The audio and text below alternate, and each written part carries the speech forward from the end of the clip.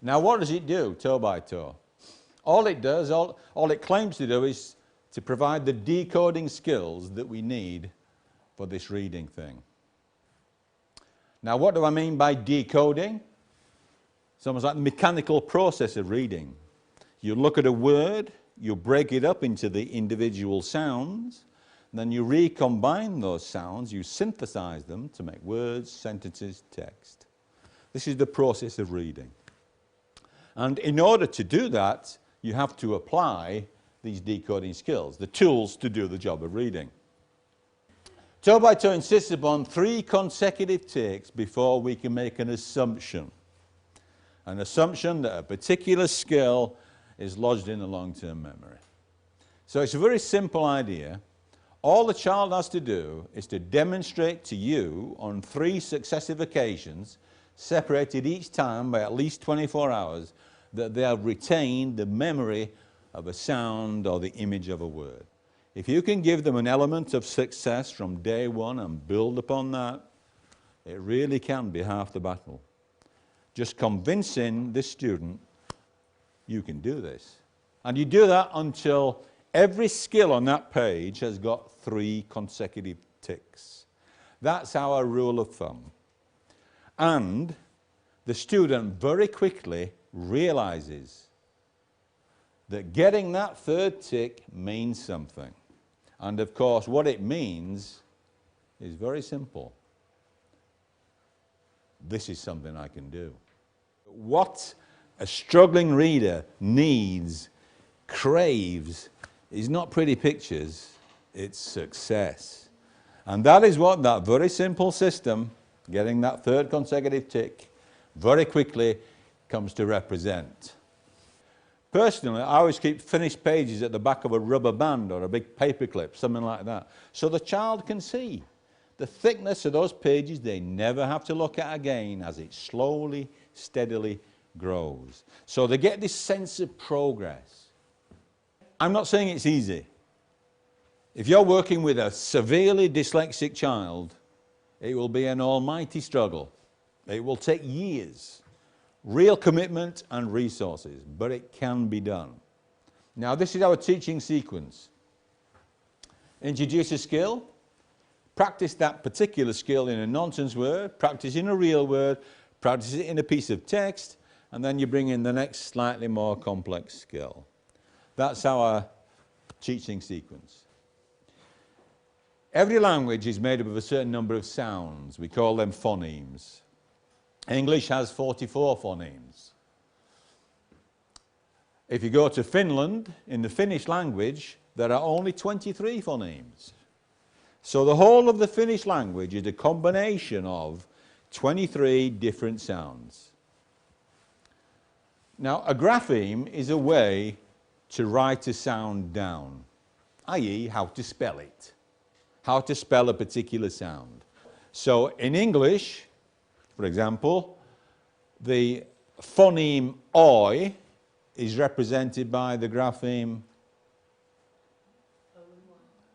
good, OY or OI. Good. So in that case, OI, we've got 1 phoneme and 2 possible graphemes, haven't we? So 2 possible ways to spell that sound in English. Now, if I go back to Finland, there are 23 phonemes and 23 graphemes. I used to be a maths teacher at one time in my life, and that, of course, for a maths teacher is bliss. This is one-to-one correspondence, right? 1 sound, 1 phoneme, 1 way to write that sound down. So each sound has only 1 way to represent that sound in Finnish. In English, you've got 44 phonemes and 1,120 graphemes. You have 175 commonly used graphemes, but in total, more than 1,000. And that tells you, in a nutshell, why dyslexia is a particular problem in English-speaking countries. But the problem, of course, in English is that there are so many words that don't make phonetic sense, or at least not obvious phonetic sense. And they tend to be, for some reason, high-frequency words, words we use all the time. So words like these cause huge problems for our struggling readers.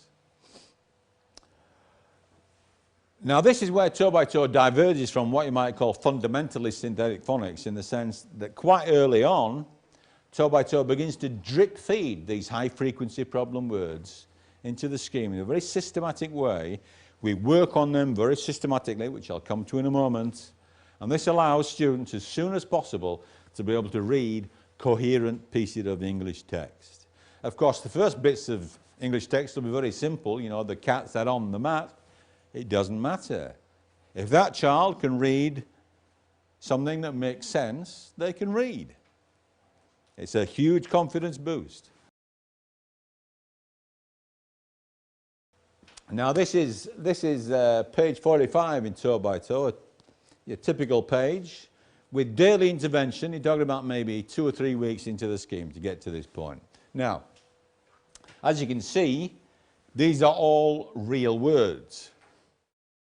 But they're real words that are using very simple phonic skills. We've just got the short vowel sounds, I, O, A. We've got plurals, S and Z. We've got initial blends here, tra, cla. But still, early phonics days. But notice, in the shaded boxes at the bottom, this is where we start to drip feed these problem words. Now, page 45 is before we introduce the mute E, the magic E. So at this point in toe by toe, that should say somme, lager, the se, she. Now, even a severely dyslexic child has probably seen that, heard it linked to the sound she hundreds of times. They know that says she. But we have to be sure they do know that, and that's what we've done. Tick, tick, tick. We don't have to worry about she, but as you can see, for this particular student, these is causing huge problems. What do we do? Put a circle around these, everything else is finished, and move it to a multisensory page. Every 20 pages or so in toe by toe, you have these multisensory pages like this. Basically, blank grids, where we work on these difficult problem words. Almost all experts agree that the best way to link what this strange word looks like on the page and what it sounds like is if you can involve other senses at the same time that you're linking what this thing looks like and what it sounds like. Some primary schools use sandboxes, children trace in sand, or they use plasticine to make words and letters and so on. This student has a problem with these, who and does. So let's talk about who again. So I would say to the student, okay, now, I want you to trace the shape of who on the desk with your finger. But I want you to do it very neatly so I can read it. Just go, what's it say? Who. Very neatly so I can read it. And then say to the student, okay, now I want you to trace it in the air in front of me. But very neatly so I can read it. And they can only say the sound of the whole word. Now, the individual letter sounds are going to get us nowhere with who. So they can only say the sound of the whole word. So, what does it say? Who. And then, crucially, you say to the student, okay, do that again, please, but this time with your eyes closed.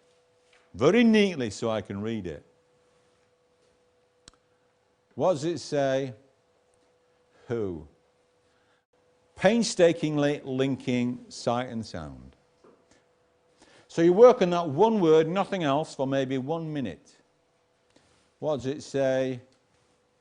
Who. And then you leave it. But at the end of the session, the last thing that you do is you go back to that page, you point to who, you say, what does that say? And the chances are the child won't have a clue what it says, because this is difficult. Something like who, it can take weeks, it can take months. But the important point is, stay on the case. So at the start of the next session, which is ideally next day, you go straight back to the multisensory page, you point to who, you say, what does that say? If they know, fine, give it a tick. If they don't, go through the process again. What does it say? Who? And you do that until it gets 3 consecutive ticks. That's our rule of thumb. Of course, now and again, they'll get 3 consecutive ticks and still forget. Doesn't matter. If that happens, you just put it on the next multisensory page and go through the process again. Stay systematic, stay on the case.